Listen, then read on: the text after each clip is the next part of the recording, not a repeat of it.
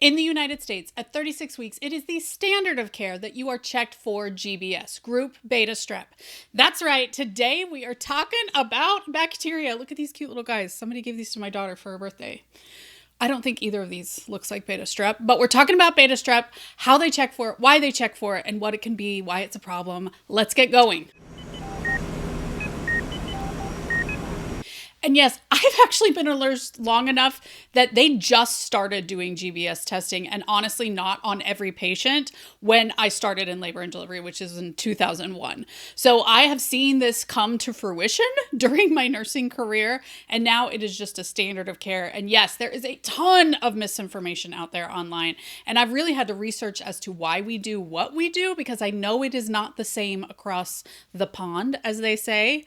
So experience matters on this one. And if you're thinking about group Beta Strep, you are probably in your third trimester. I have a whole third trimester prep pack that I'm going to link down below. It's going to be so helpful. Tons of lists to make sure that you guys are on track with that one. So what is Beta Strep? I hope he's as cute as this guy because he's pretty darn cute. It is a streptococcus bacteria. Now, there are tons of different types of strep. So there's the strep that you get in your throat, which needs to be taken care of by antibiotics, although most sore throats are viral. I have a whole post on my Pulling Curls website about how to decide if it's strep or not. This is a different bacteria than that. There's lots of different types of streptococcus. I believe the one in your throat is strep B, not group beta. So confusing, right?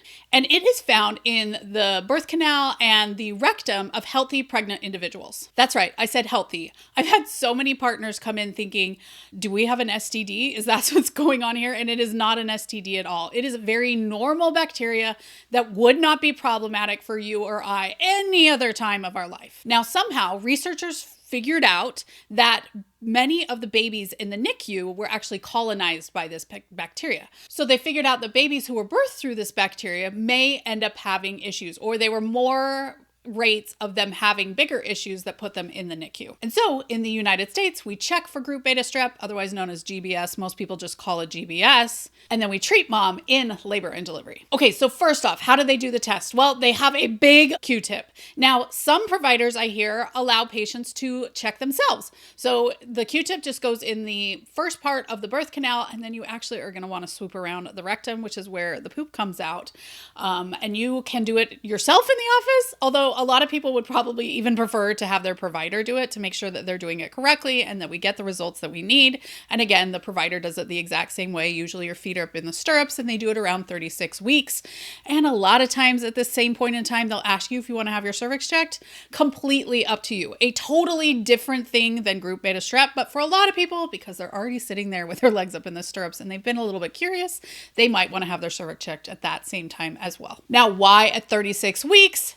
The idea is that gives you enough time to make sure that you're getting the results to catch those people who go into labor 37 through 40 weeks, and hopefully not miss people who have that bacteria colonized after that point in time. Because the truth is that bacteria is fairly transient. Like, I could have it today, you check me again in a week, I might not have it then. It just comes and goes, probably depending on how we're washing, what we're eating, things like that. Honestly, I have no idea. And yes, there is a chance that you have colonized group Beta Strep during, the time from when they swab until after they swab. But they figured that 36 weeks was the best. They did test these things. It's not like we didn't test at all. I've seen studies where they started testing earlier or later, and they felt like 36 weeks was the safest and best plan moving forward. Now, one thing I have seen, which I think is interesting, is why don't the nurses just do a strep test? Like, we do throat cultures on people all the time in the office. Just do a rapid strep in labor and delivery.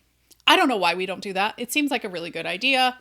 Again, we don't do it. Nurses wouldn't be against doing it, but you guys got to understand that when you bring a test into the hospital, like, you would be shocked at how much training, how much making sure it's working that we have to do for a test that we're just doing at the bedside in labor and delivery. So that might be why, but I think it would probably be a better thing. I don't know. So usually it takes about a week to get your test results back. I encourage everyone to ask their provider, because if you were to come over in labor, we don't have your prenatal, if you know that you are GBS positive, we can just start those antibiotics instead of having to kerfuffle around trying to find your prenatal.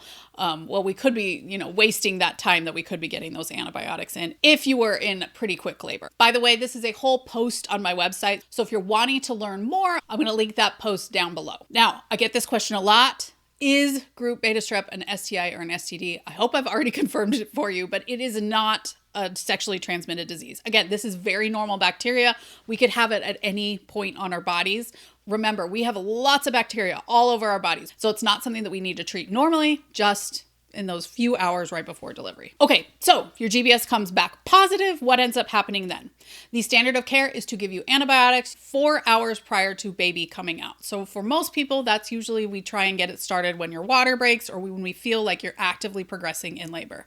If you were to come in for an induction, we don't usually start it right away because you could be getting a ton of antibiotics that really aren't necessary. We're really aiming just for maybe 2 to 3 doses before baby is born. Now, aiming for delivery can be tricky, so that's always something that's hard to do, but that's what we're aiming for. It does go in your IV. It does have to be IV antibiotics.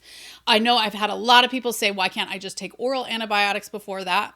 We give you a huge dose of antibiotics through your IV, and it just clears out all that bacteria in your birth canal, and then it lets it just repopulate right after that. So that's why we're aiming to do the least number of antibiotics as we can. And that's why it has to be done IV, because if you took oral, it's just not going to wipe it out like an IV antibiotic would. Now, caveat, when we give you the IV antibiotics, especially if it's a penicillin, it can sting a little bit at the beginning. So usually we do it very slowly. We try and mix it with some extra water in your IV. But if it is burning, let your nurse know because she can slow it down, add some more fluids with it. Again, it's important that you can get it. And if it's stinging that you can manage, I probably wouldn't mention it because then it just gets into your system a little bit easier. Now, I've also heard people saying you can just douche when you're in labor. I'm gonna disagree. Talk with your provider if you have any questions about how that applies to you. But again, make sure that you're taking this information from someone that you trust with your care, which is hopefully your OB or your midwife, not somebody on social media. And honestly, douching with vinegar is not such a great idea in general. So again, talk with your provider. Now, if you're having a C-section, do you need the treatment? It depends on if your water's broken. So again, talk with your provider. And what happens if you go into labor and you haven't had the test? Every hospital kind of has a policy on what they do about GBS unknown. Again, you can make the decision. No, I do not want antibiotics. You can even do that if you're GBS positive. You can 100% say, no, I don't want antibiotics. Or I'd like to delay antibiotics a little bit if you're feeling like, I'm going to get a ton of antibiotics because my cervix is still closed and we're trying to start antibiotics. Again, questions for your doctors and for your nurses in the hospital. But back to if you haven't had the test taken, usually there's like an algorithm that we use to decide if you are going to need antibiotics or if we can let them go. And if you had GBS on your last pregnancy, it doesn't even mean that you will have it on your next one. It does mean that you are a little bit more likely because it shows that that bacteria is around your body, but it doesn't mean that you'll be positive the next time. So weird, right? Now, having the antibiotics is one of the choices that you'll make during labor. I actually have a whole video about the choices at admission that I think you guys should check out. I think it's going to be really helpful as to what choices you have when you get to the hospital. Thanks for joining us here on The Pregnancy Nurse, where I and my bacterial friends get you prepared, not scared, for your upcoming hospital birth. Guys, I just figured that this is strep. He's a sore throat, so all the strep looks the same. That's what we're looking for. Bad guy right here. He's a bad guy.